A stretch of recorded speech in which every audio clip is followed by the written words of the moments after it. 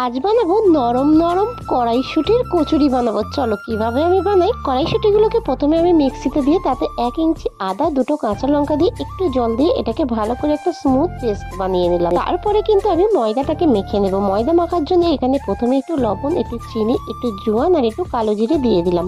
তারপরে একটা বাটিতে বেশ কিছুটা ঘি নিয়ে আমি এটাকে কিন্তু গালিয়ে নিচ্ছি। এটাকে কিন্তু আমি ময়দার সাথে ময়ান দেবো। তোমরা মনে করলে সাদা তেলেও ময়ানটা দিতে পারো।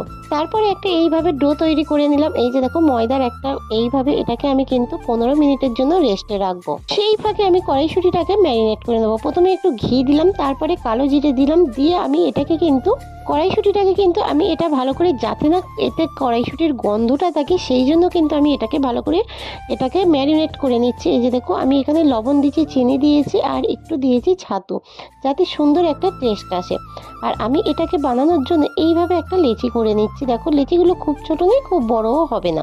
আর আমি ঠিক যেভাবে এইভাবে পুরগুলোকে দিচ্ছি, তোমরা কিন্তু এইভাবে যদি পুরগুলোকে দাও তাহলে কিন্তু একটাও কিন্তু লুচি ফেটে যাবে না কিংবা পুরগুলো বের হয়ে যাবে না। তাই বলবো তোমরা আমার হাতের দিকে লক্ষ্য দাও, আমি কিভাবে কিন্তু পুরগুলো দিলাম। দেখো আর দেখো আমি যে এই যে বেলছি, একটাও লুচি থেকে কিন্তু পুর বেরিয়ে আসছে না। আমার মতো তোমরা এইভাবে কিন্তু একবার হলেও কিন্তু কড়াইশুঁটির কচুরি বানিয়ে খেয়ে দেখতে পারো, দারুণ লাগবে। আর এই যে আমার রেডি হয়ে গেল নরম নরম কড়াইশুঁটির কচুরি। ভিডিওটা কেমন লাগলো অবশ্যই কমেন্টে জানিও আর চ্যানেলটাকে সাবস্ক্রাইব করে দিও। টাটা।